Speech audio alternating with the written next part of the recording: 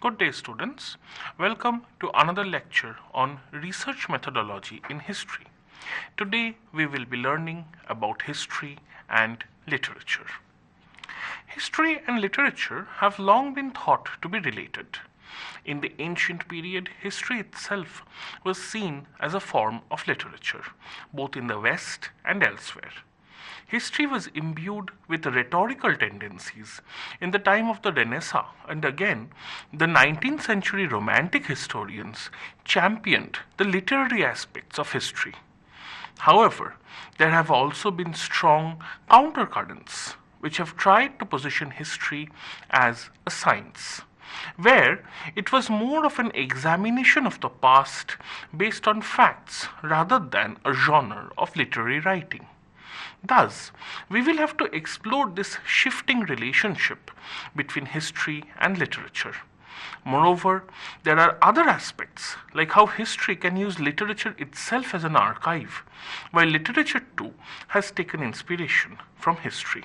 So, Lionel Gossman states clearly that for a very long time, history was most definitely considered to be a branch of literature.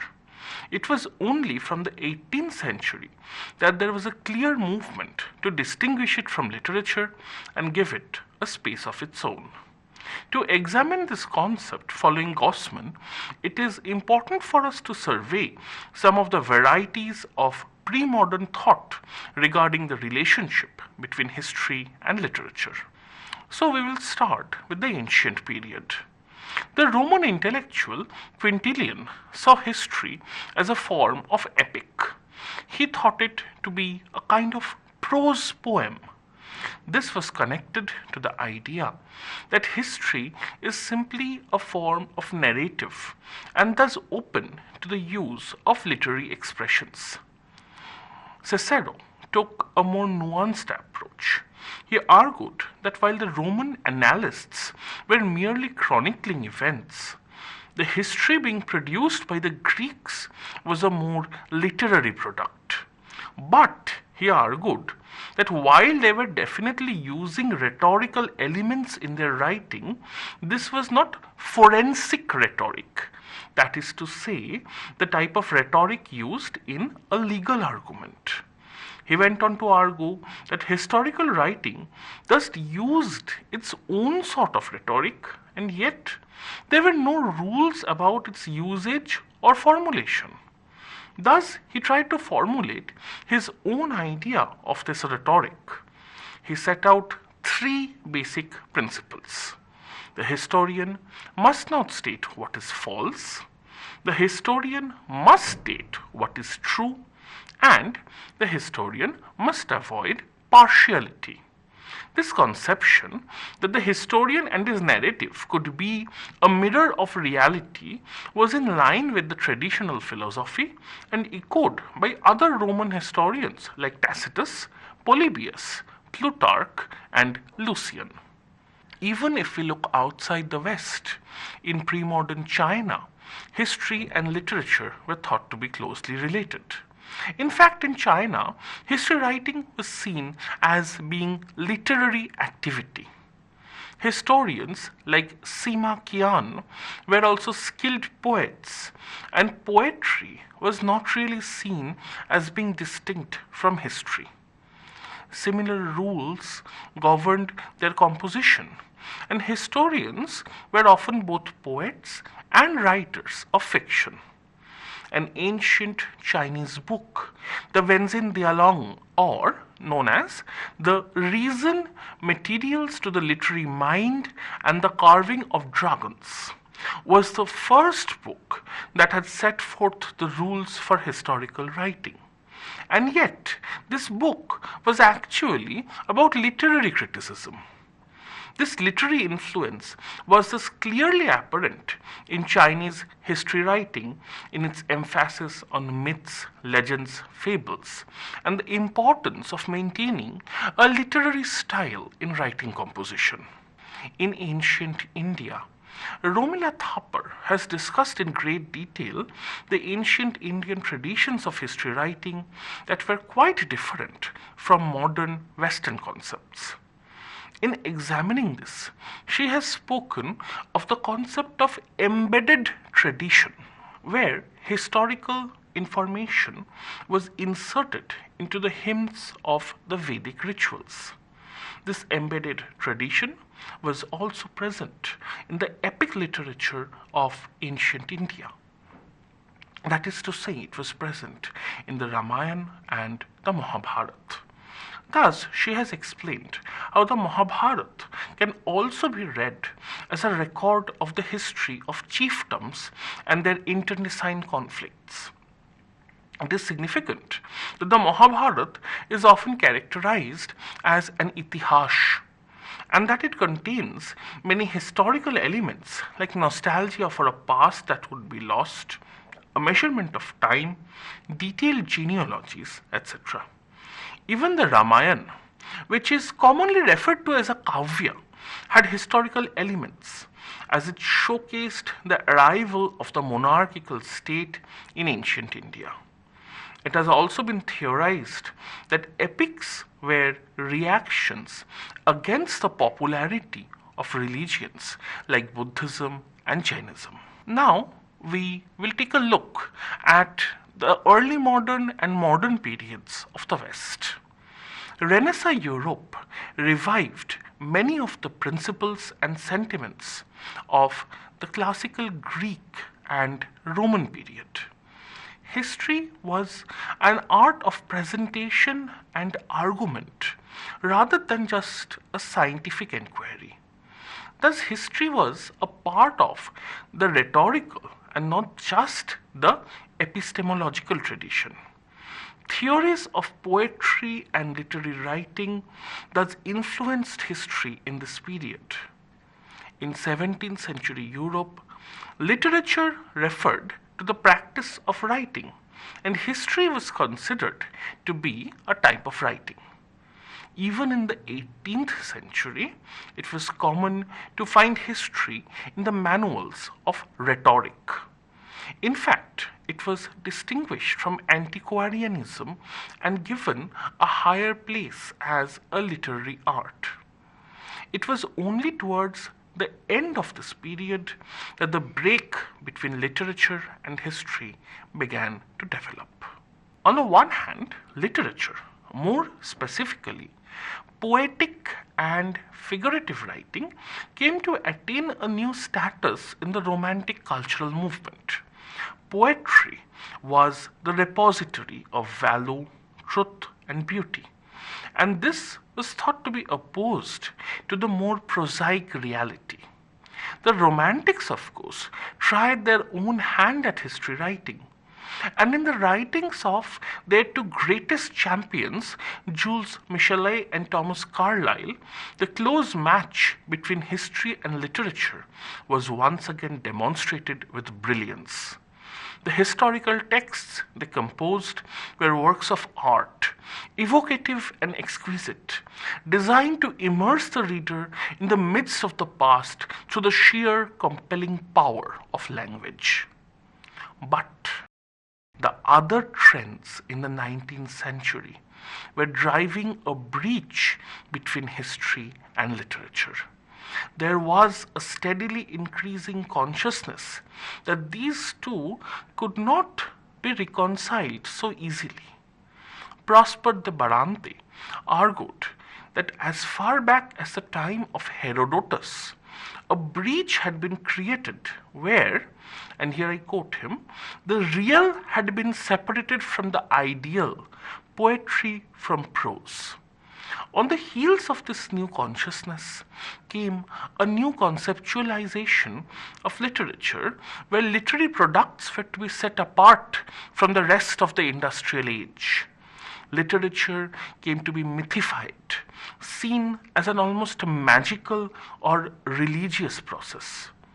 However, this idea too has now been challenged as the modern writer consciously questions the structures of language, the norms and genres of writing, and tries to push the boundaries outwards. The focus has shifted from rhetoric to poetics, where the writer is not a revealer of divine truth, but rather a maker of meanings. While history was detaching itself from rhetoric, it had to confront the problems of its approach of just narrating the past. Epistemologically, there were issues with what was seen as being a rather simplistic approach.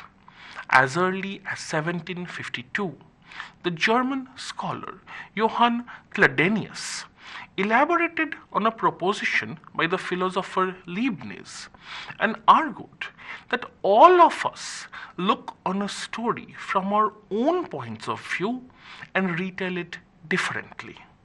Thus, there can never be a truly impartial narrative, or, to put it differently, a narrative wholly abstracted from a point of view. While he suggested that the comparative analysis of various points of view could resolve this problem, the argument drove powerful trends in the German intellectual world. The question was, how was history supposed to achieve true objectivity? Humboldt, Savigny, Ranke, Kreuzer, Gervinus, and Hegel were all concerned with answering this question. Their many arguments tried to differentiate history from the natural sciences, while the positivist approach tried to reconcile it with the natural sciences. While these methodological debates were underway, the focus had shifted entirely away from historical writing. Rather, it was to the theoretical issues surrounding historical knowledge. Writing became less of a priority for historians, the written word being more a medium to express ideas than the matter of thought itself. From the mid-19th century, the intellectual world of Europe itself came to be transformed with the breakup of what has been termed in history as the Republic of Letters, or the situation where historians had freely shared ideas and experiences with authors, philosophers, scientists, political thinkers, economists, and statesmen in Enlightenment Europe. History now came to be professionalized, a practice of the university professor rather than the man of letters of the 18th century. And the easy interaction with literary experts greatly decreased and eventually almost ceased. With this look at the historical developments, we need to understand the status of literature and history in the present day. This estrangement between the literary expert and the historian did not necessarily mean that the two disciplines were entirely divorced from one another. There are still multiple points of convergence that we need to look at. Historian K. N. Panikkar has commented that history and literature continue to share a type of complementary relationship. History is invariably the subject of literature, as literature is inevitably about humanity, and humanity always has a history. History can thus function as a source and inspiration of literature. History is present both explicitly, such as in the works of Walter Scott or Leo Tolstoy, and implicitly in the works of contemporary literature. The reverse also holds true for this relationship. Literature has often served as a source in the construction of historical narratives. Society as reflected in literature, be it in a single text or in an entire subgenre, has been a popular theme of research for historical researchers. Literature has been vital to understanding the underlying social processes. Textual analysis has become central to historical work after the cultural turn in history of the 1980s. There are thus multiple thematic convergences between history and literature. Both history and literature serve to make social processes and social change intelligible. History identifies the social forces at play and subjects them to analysis to understand their nature, while literature makes clear the implicit meanings present in interpersonal relationships and emotional experiences.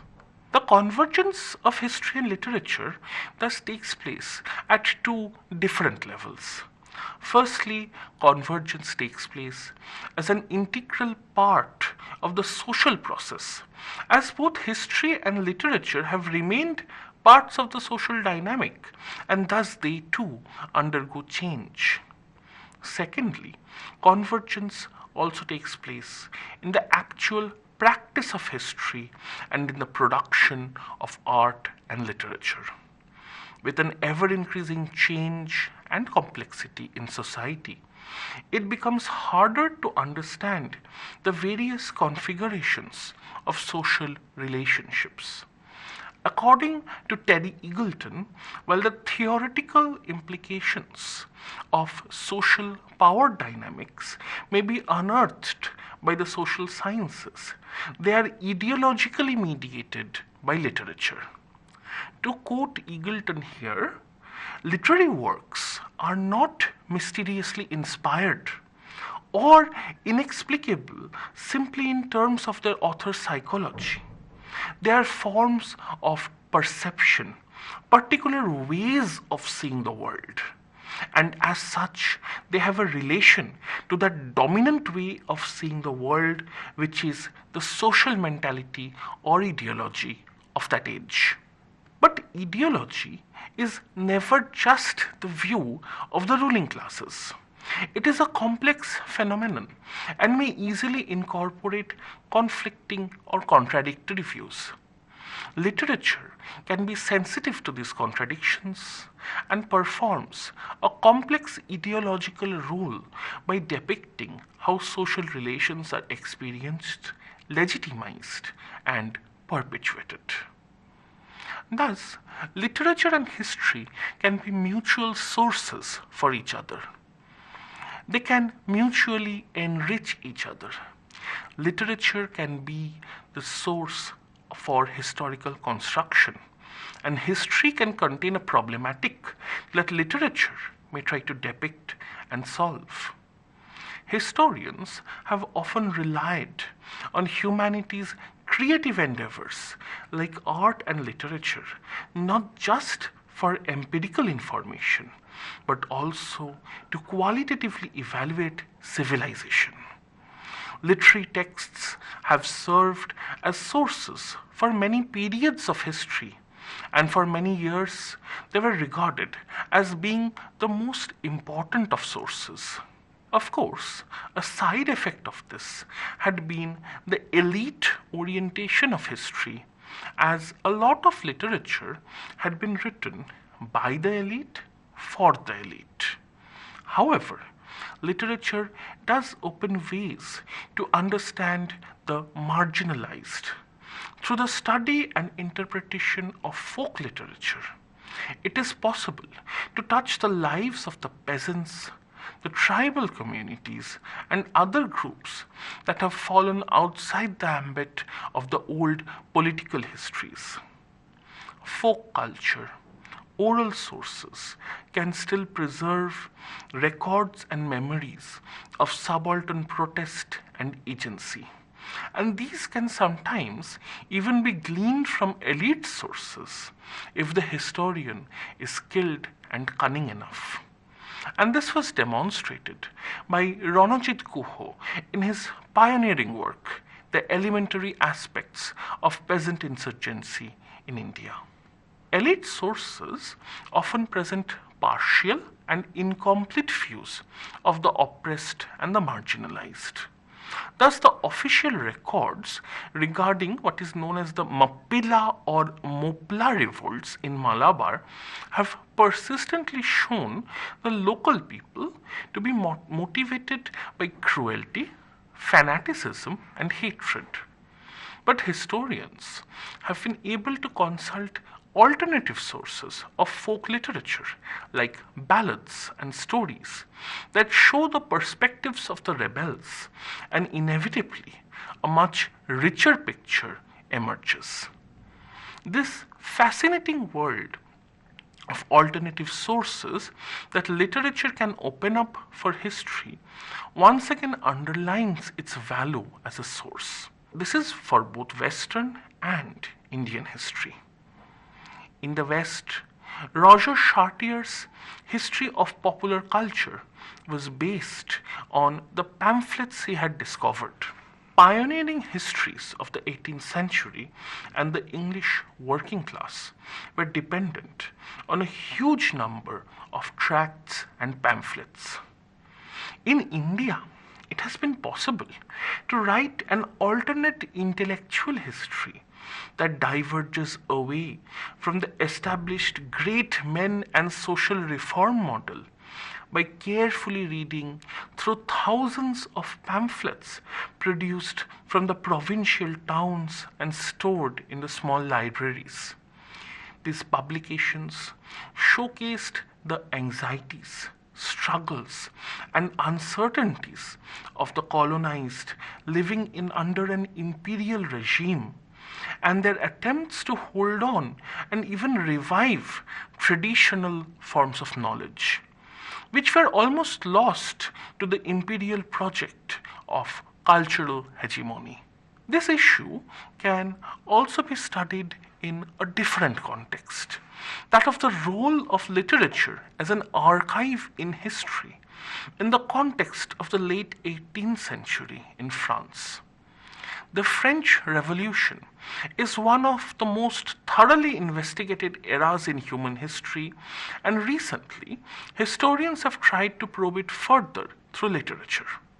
The period saw a profusion of newspapers, tracts, pamphlets, and books that are absolutely invaluable as sources.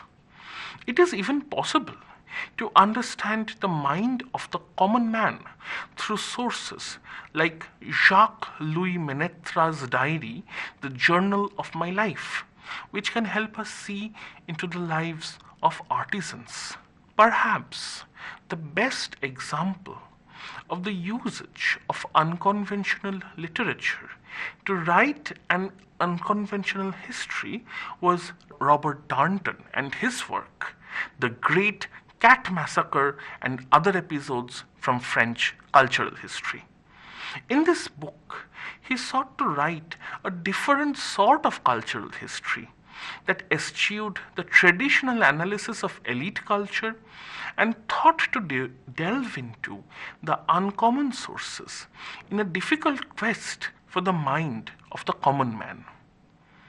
Darnton's critical reading of the genealogy of fairy tales and folklore saw him reach past the Grimm brothers to the 17th century French court, and beyond even that into the gritty and often darkly grim everyday world of the French peasant, peeling away layers of later additions and modifications to reveal the original and often disconcertingly violent version of the fairy story.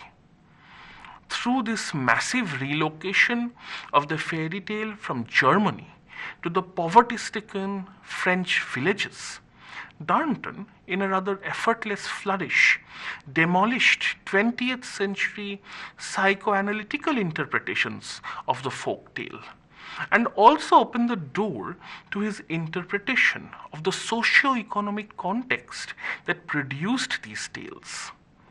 Darnton's stark reminder of the mental distance the milieu of these tales were separated from modern sensibilities led him to a methodological discussion on the need for an anthropological approach in history. From the obscure world of the rural folk tale, Darnton then journeyed to the printing workshops of Paris, to the reading and interpretation of an incident no less bizarre than that graced any fairy tale. In his analysis of the bizarre cat massacres of Paris, Darnton demolished all modern romantic imaginings of the artisanal world as a more equal and kinder workspace than the factories of the Industrial Revolution. He swiftly exposed the widening rift between the bourgeois owner and the master, and his journeyman and apprentices.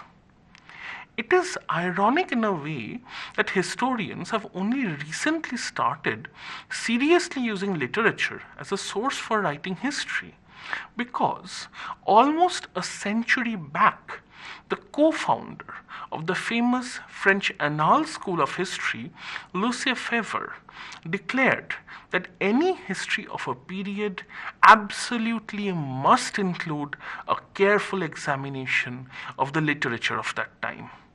Historians like Robert Mandrou and Genevieve Boulem used peddler literature, which were cheap pamphlets or horoscopes, the lives of saints, legends, and fairy tales which were sold by wandering salesmen throughout France to the common people. These works sold in the thousands and can easily help the historian to understand aspects of socio-cultural history that would otherwise have been missed. History itself can function as a source of literature. This can be done in two ways. History can supply a factual structure on which literature can build its edifice of fiction. Here, the role of history is limited, even though many authors try to conform to history as much as possible, such as in biographical or historical novels. The other way is more significant. Here, history contributes towards the making of the social vision and philosophical outlook of literature. History might describe or analyze social transformation, but literature tries to capture its inner meaning. It should be noted, however, that in most cases, literature has depicted social transformation in a specific historical moment, not long-term transformation. That too can be shown in literature with a sufficient grasp of history, but very few authors have managed this. Now, we come to a conclusion and a discussion on whether the current view is returning to seeing history as literature. With the linguistic turn and the rise of post-structural and postmodern critiques of history, the divergence of history from literature has been questioned. Hayden White has argued that historical texts are basically narratives written following historical conventions. He has argued that historians extract raw data from the archives and then arrange the data in a chronological format. This in itself is incoherent and meaningless. Historians then organize this data into a story with a beginning, middle, and end. This writing is done with different modes of emplotment like romantic, tragic, comic, or satirical, modes of argument like formist, mechanistic, organistic, or contextualistic, and modes of ideological implication that are anarchist, radical, conservative, or liberal. His analysis consisted of four philosophers of history: Hegel, Marx, Nietzsche, and Krauss, and four 19th century historians: Michelet, Ranke, Tocqueville, and Burckhardt. He concluded that all histories are constructed on the basis of literary narratives, and none of these narratives can claim to be more realistic or factual than any other. Thus, in Hayden White's argument, there is no difference between history, speculation about the past, and fiction. The historical text can no longer claim to be a realistic representation of the past. He does not deny the authenticity of the archive, but rather he claims that history as it is written is a constructed entity made by the historians to make their archival discoveries meaningful rather than an actual recreation of the past. In his book, The Politics of Historical Interpretation, White has argued that no interpretation is pure or impartial. All are tinged by political influence. In his opinion, the sustained effort in the late 18th and early 19th century to distance history from art and literature has failed, even though on the surface there was an emphasis on facts, objectivity, and sidelining of the imagination. Of course, Hayden White's theory has not gone unchallenged. Arthur Marwick has pointed out that the core of White's analysis seems to hinge on the works of 19th century historians who preceded the professionalization of history, and there does not seem to be an analysis of more recent history writing.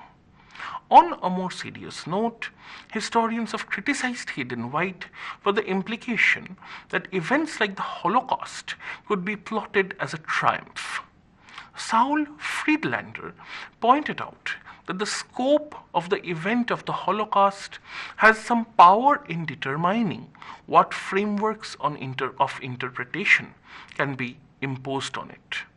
He contended that any relativism regarding truth endangers the delineating of the boundary between history and fiction, and in regard to the Holocaust, this act of delineation is absolutely vital. Thus, while history writing might indeed have certain literary qualities, literature and history continue to remain distinct from each other. Thank you.